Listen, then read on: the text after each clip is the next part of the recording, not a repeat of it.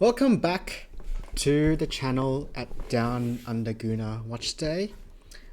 We've had a day to review and reflect on the match last night between Leverkusen and Arsenal away on the first leg of the Champions League round of 16. And safe to say, wasn't the most thrilling game from both sides actually. Both sides struggled to make any real lasting chances, but still both were able to score one each. Now, today we'll be doing player ratings from the Arsenal players. And how it will work, I'll do is 1 to 11, so obviously 11 being what I would have believed is the worst performing, to the first being the best performing player. Alright, so let's get things started. So, number 11, unfortunately, I believe, has to be Saka here. And he had a rough game. He had a very rough game. To add some context, I mean, he was closely man-marked by multiple people from Leverkusen. In a 3-4-2-1, they were able to bring their left centre half, their left mid, and their left attacking mid all across to Saka, and they were triple man marking him constantly. And Saka wasn't able to get out of that pinch, and constantly lost the ball there on the wing when we tried to play through him. And yeah, it was a really rough night for him. He couldn't make any forward progression passes, especially. There were a couple of runs that ARS and Martinelli made, and Saka couldn't find them either. Really rough night, and I think Mikel Arteta recognized it and pulled him off pretty early on, I believe at the 60th minute. So, yeah, rough night for Saka, but it does happen, Nights like this happens, and it's unfortunate. He is still a star boy, but that was probably one of, if not the worst performance I've seen him in the Arsenal shirt, which is not something you'd see very often. But moving on, number 10, I'm going to put down Eze.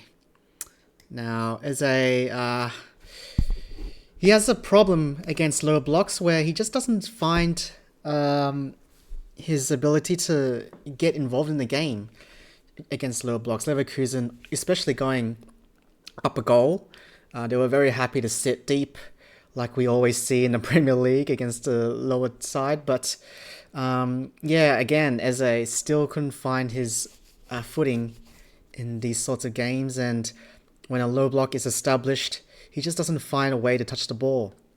We criticize Odegaard for his lack of forward progression at times, but one thing Odegaard does really well is present himself and is able to orchestrate the attack from deeper, and Odegaard, what he specializes is finding those creative passes, especially over the top of the defense, or playing in Saka and behind. But he just gets invisible at times, and especially tonight, he just couldn't get himself involved. So yeah, Eze at number 10.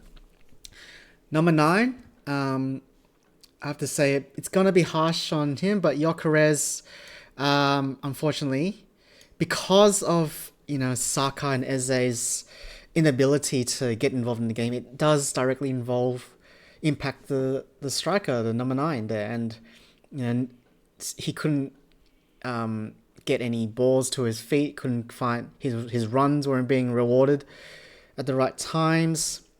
He had a good impact during the early stages of the game, drawing the yellow card.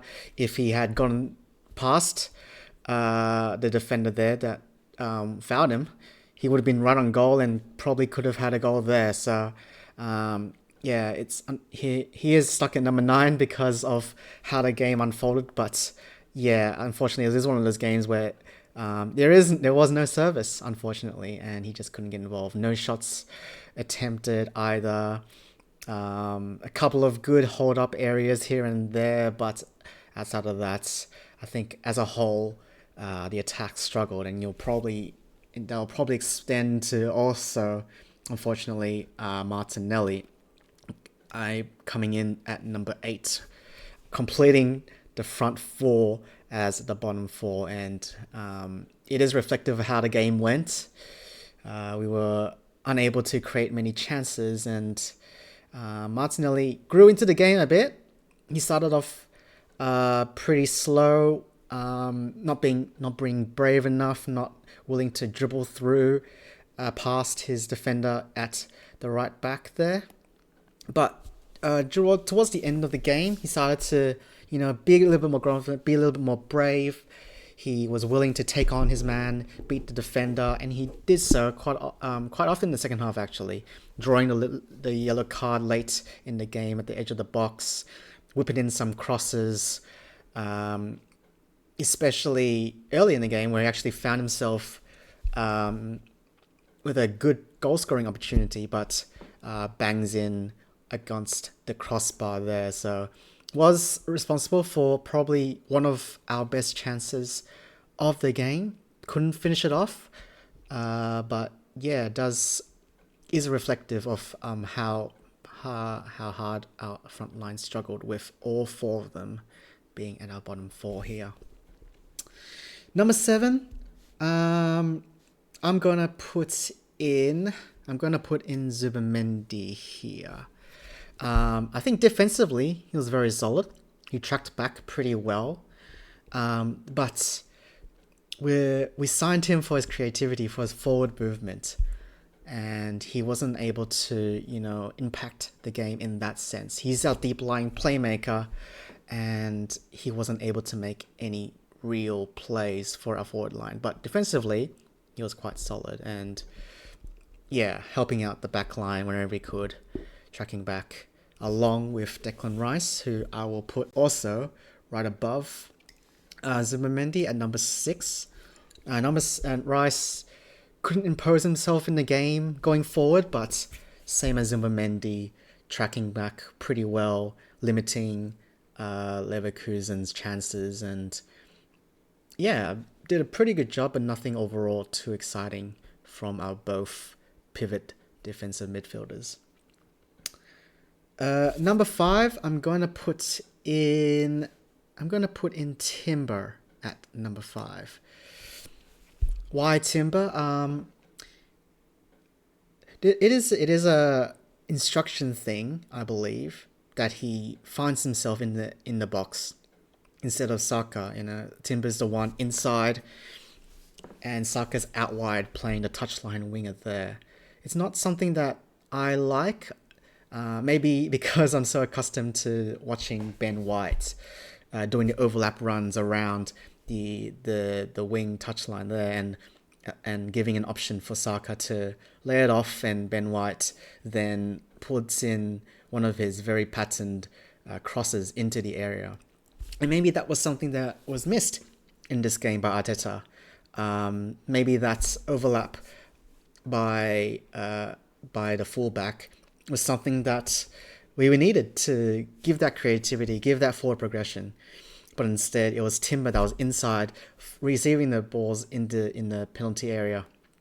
And unfortunately, whenever the ball went to him, he just couldn't create anything of significance, And it's something I criticize about Timber. He often puts himself in these dangerous areas in the box, but the end product, the final pass, maybe the lack of a shot, is something that is bringing him down around that area of the game. But yeah, maybe a game more suited for White, maybe in the second leg if he's available, but otherwise, yeah, something that we might need to think about. At number 4, I'm going to put in Hincapié. Not much to do for him. I think he defended very solidly, as did Timber. But I think there were a lot of passes, especially early in the game, when he was, maybe a little bit cold, maybe a bit of nerves. Couldn't quite find the mark with his passes often enough, especially trying to find Martinelli, or maybe passing it in to Eze or to Rice, but didn't really quite hit the mark with his passes. But going forward, Same with Timber, actually finding himself in that pocket of space between next to the edge of the box there, next to Martinelli, but not quite effective enough as well going forward. But yeah, maybe, and I was thinking maybe Calafiori could put in a shift instead towards the end of the game, but I think Hincapié overall defended very well, and it's reflective of the game. Both sides definitely had rough chances going forward. It was shown in the XG. I believe the XG between the two, Leverkusen had below 1. We had around 2, but a lot of that was due to the penalty there at the end of the game by Havertz. Number 3, I'm going to put in our goalkeeper, David Raya. Raya admittedly didn't have much to do, but had a brilliant save towards the very beginning of the second half. But unfortunately, was followed up by a corner that definitely was no fault of his own. Definitely not a save that many keepers could make with that header. They had a very free header in the back post, and no one was there to cover that. And so Raya lets in that goal, but definitely not his fault. Otherwise, I think distribution was pretty okay. We ended up passing it short, playing it through the press. So nothing to note in terms of distribution. Didn't really have an opportunity, or didn't really attempt any long balls to find Gyökeres or Saka or Martinelli down the wings. But overall, did his job. Had a good save, and yeah, was pretty secure. Had a couple of shots on target to deal with, and handled them pretty well.